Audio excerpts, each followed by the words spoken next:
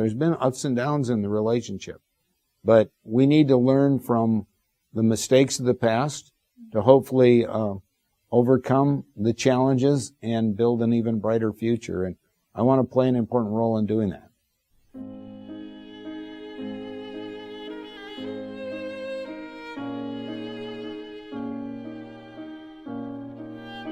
Well, we dreamt that it could be a great relationship.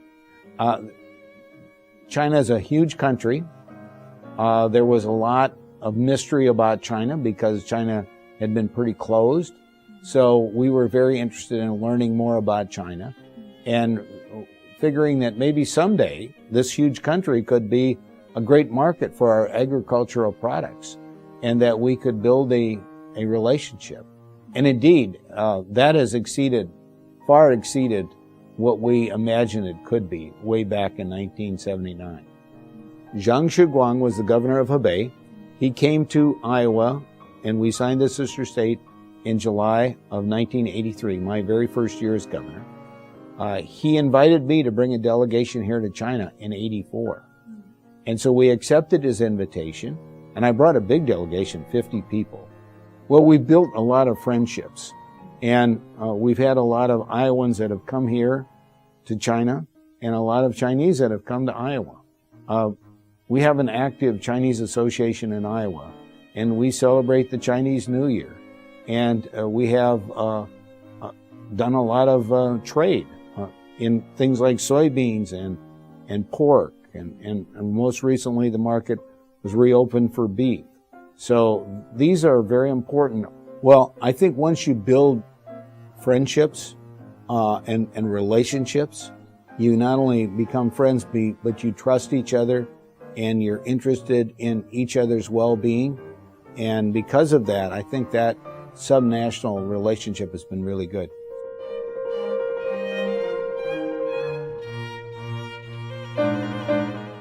Xi Jinping led a delegation of 5 young men. It was an agriculture delegation. I hosted him in my office. A friend of mine, Amy Worthen, who's an artist, hosted him the first night he was in Iowa for a reception at her home.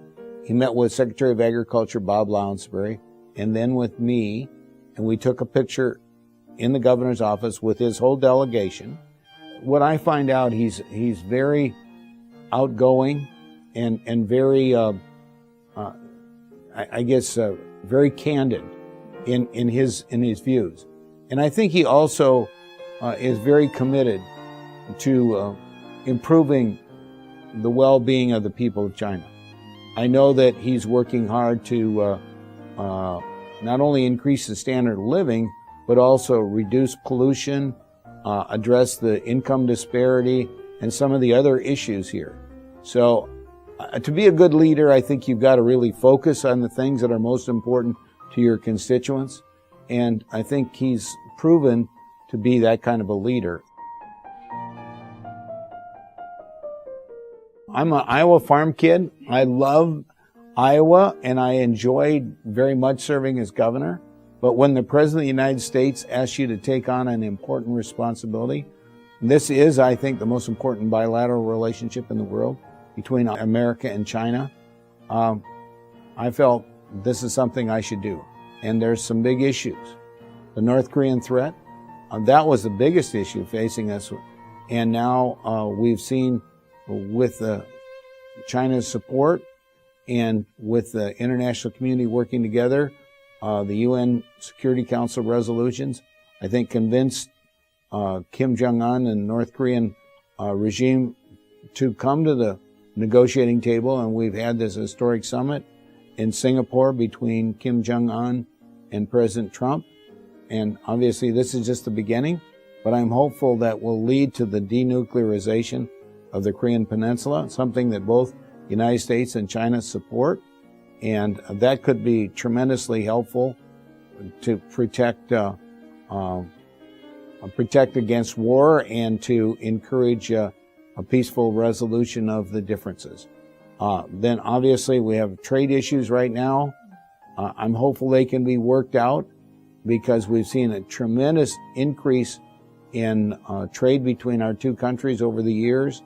And if the United States and China, the two biggest economies in the world, can work out their differences, it will benefit not just our two countries, it will benefit the whole world economy. So I want to try to play a role in helping resolve some of those differences. And I know there are some big differences. The size of the deficit, issues like intellectual property, and the transfer of technology are issues that the United States feels strongly about resolving. But I'm also hopeful that because the chemistry between President Trump and President Xi is positive. I think they've had at least 12 telephone conversations. So with the chemistry between the two leaders being good, I hope they can play a role in helping resolve some of these critical trade issues that we have. And then the other area is the area of fentanyl, which is a synthetic opioid, much of which is being produced in China. But we have good cooperation between the Chinese law enforcement authorities and American to identify and address that.